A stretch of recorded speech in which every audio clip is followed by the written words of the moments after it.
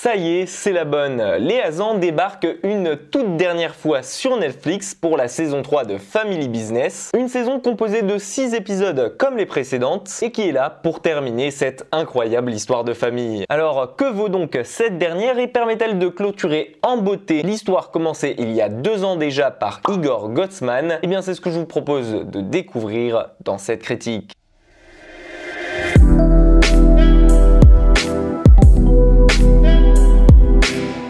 Jonathan Cohen, Julia Piaton, Gérard Darmon et même Enrico Macias sont de retour devant vos yeux ébahis pour cette toute nouvelle saison et pour dire adieu à Family Business. Et ce, au travers d'une 3e saison encore plus riche en rebondissements que les précédentes. Et oui, souvenez-vous, à la fin de la 2e saison, les Hazans se faisaient embarquer de force par Catherine alors qu'ils étaient en train d'être transférés d'une prison vers une autre. Et de nouveau menacés, cette fois-ci ils vont devoir bosser pour Catherine sans le savoir, pendant que Ludmila de son côté doit se mettre à fabriquer de nouveau de la pastraweed pour un gangster avec lequel Catherine a passé un accord. Déterminés tout de même à monter un énième plan pour tenter de s'échapper, les Hazans vont tenter de lui vendre un nouveau produit, des falafels à base de champignons hallucinogènes appelés falafel SD. Et pendant que tout ce nouveau plan se met gentiment en route, Aïda, la femme de Joseph, et Clémentine, qui sont restés sur Paris, vont tenter de tout faire afin de retrouver leurs traces et les aider à ne pas se retrouver de nouveau en prison. Bref, cette nouvelle saison promet de nouveaux rebondissements et vous allez rapidement vous rendre compte que c'est le cas ici. Les épisodes, toujours d'une durée entre 30 et 40 minutes, s'enchaînent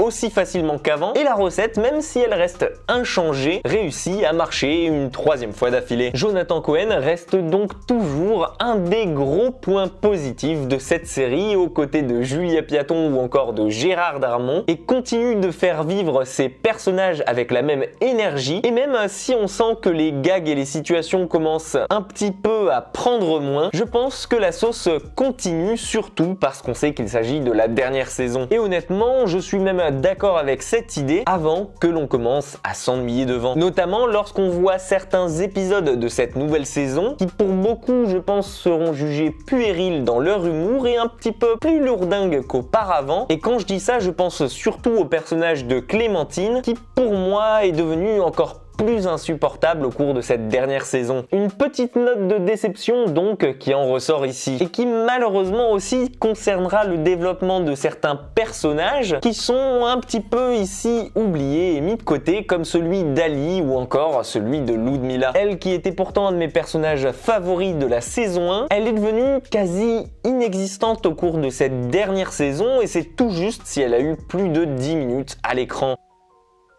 Un peu comme Zendaya dans Dune quoi. Attention tout de même, et même si je trouve que cette saison 3 reste un peu moins bonne que les précédentes, elle permet tout de même de faire le lien entre les personnages et d'agir comme une saison des révélations. Et ça, je trouve ça tout de même très bien qu'on ait une véritable conclusion à cette série qui, pour ma part, reste une des meilleures créations originales de Netflix française, du moins du côté série. Surtout et encore plus quand on se rend compte au final qu'au cours de cette saison 3, chaque épisode est encore plus barré que le précédent. Une impression qui se confirmera donc au fur et à mesure des épisodes qui sont encore plus que jamais ici un joyeux mix de parodie entre un James Bond et un Breaking Bad. Bref, un sacré mélange explosif. Et je pense qu'en fait, si on y réfléchit bien, toute cette histoire, elle est racontée par Sège le Mytho à Aurel et Gringe dans l'appartement de Bloqué. Enfin ça, c'est mon interprétation perso. En bref, si vous aviez kiffé les 2 précédentes saisons de Family Business, je pense que vous apprécierez facilement le dénouement de cette dernière saison. Notamment grâce à un casting qu'on sent